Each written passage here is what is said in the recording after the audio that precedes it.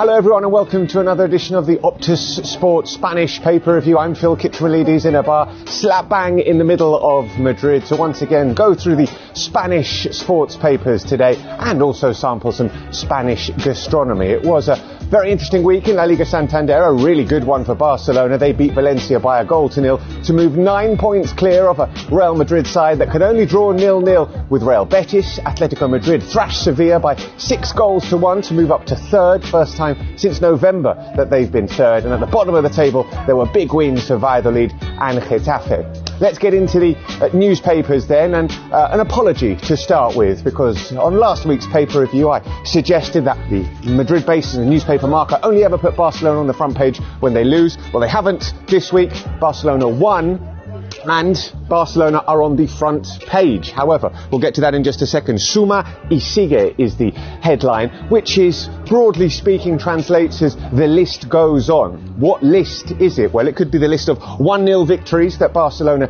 have achieved this season, because it was their 8th in La Liga, the 1-0 win over Valencia. Or is the list of penalties not given against Barcelona, because the picture that Marca have on the front cover is a picture of a foul, potentially by Fran Kessié, against Fran Perez, which wasn't given. So deduce what you will from that headline, Suma y sigue, the list goes on. Let's delve inside, and we want to talk about someone else who made the headlines in Spain this week. It was Antoine Griezmann. Antoine para servirles is the headline. Antoine at your service. What a performance from Antoine Griezmann, who got his 8th assist of the season against Sevilla. He really is putting in a tremendous performance for Atletico Madrid.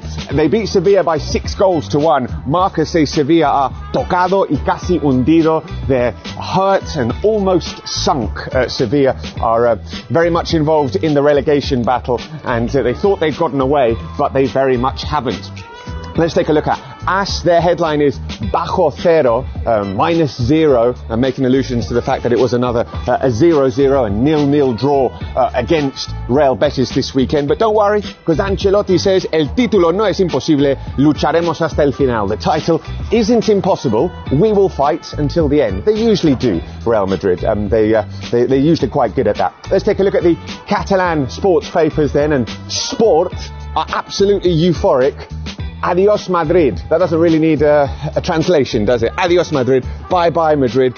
Barca are 9 points ahead of Real Madrid, and they're heading towards the title. Maybe they're getting away ahead of themselves a little bit, but Sport, as we said, absolutely euphoric.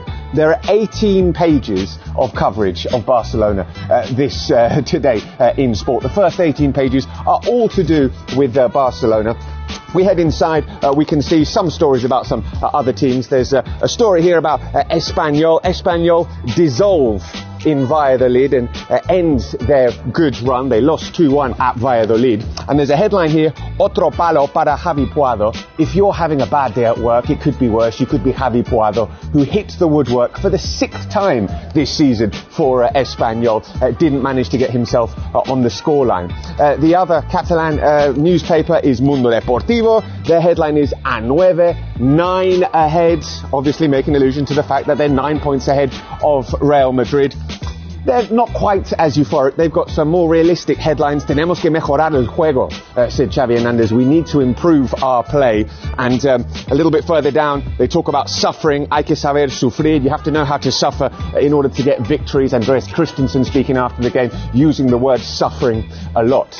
So that's what the papers are saying in Spain after this weekend's action. Let's get to the food, and today I'm having some chocolate con churros. It is a very typical Spanish breakfast here. On a cold day, it had to be chocolate con churros. It is hot chocolate, but it's not your usual hot chocolate. This is actual chocolate, which is melted down, which means it's thicker and it's basically more delicious. And these churros, which are fried, elongated donuts, if you will, very unhealthy, covered in sugar, absolutely delicious, and a really good way to start the day, particularly if it's a little bit chilly.